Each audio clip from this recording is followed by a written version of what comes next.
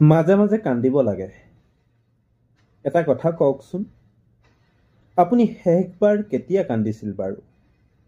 নাই, এই হঠাৎ স্মৃতিৰ বতাহজাকে কোবাওঁতে ওলোৱা চকুপানী টোপালৰ কথা কোৱা নাই। কৈছো কন্দাৰ কথা, হিয়া উজাৰি কন্দাৰ কথা। মনত হয়তো পৰা নাই ন? নে কষ্টবোৰক অভ্যাস কৰি লৈ কন্দাই বাদ দি দিলে? নকৰিব এনেকুৱা। ভালে থাকিবলৈ মাজে মাজে কান্দিব লাগে। কান্দিব পৰালৈকে মানুহবোৰ জি থাকে, সেউজীয়া হৈ থাকে। এবাৰ যদি কান্দিব নোৱাৰা হয়, আপুনি আৰু মানুহ হৈ নাথাকে, শিল হৈ পৰে। আনৰ আগত নালাগে, কিন্তু নিজৰ ওচৰত মাজে মাজে কান্দিব লাগে। মাজে মাজে কান্দিব।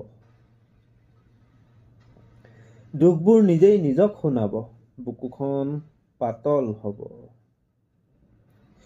শিল হোৱাৰ আখৰাত চকুৰ পুখুৰীটো শুকাই যাবলৈ নিদিব। হাঁহিবোৰ নিজেই নিজেই উভতিব। সময়ে আকৌ সুখেৰে আচল ভৰাব, কিন্তু বুকুখন হেঁচি হেঁচি নিজক কষ্ট দি নাথাকিব। আৰু কন্দা মানুহবোৰ দুৰ্বল নহয়, সাহস লাগিব নিজৰ দুখবোৰৰ নিজেই মোকাবিলা কৰিবলৈ। সেয়ে কওঁ, মাজে মাজে কান্দিব।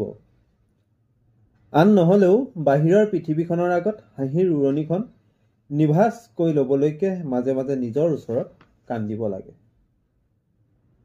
মাজে মাজে কান্দিব লাগে।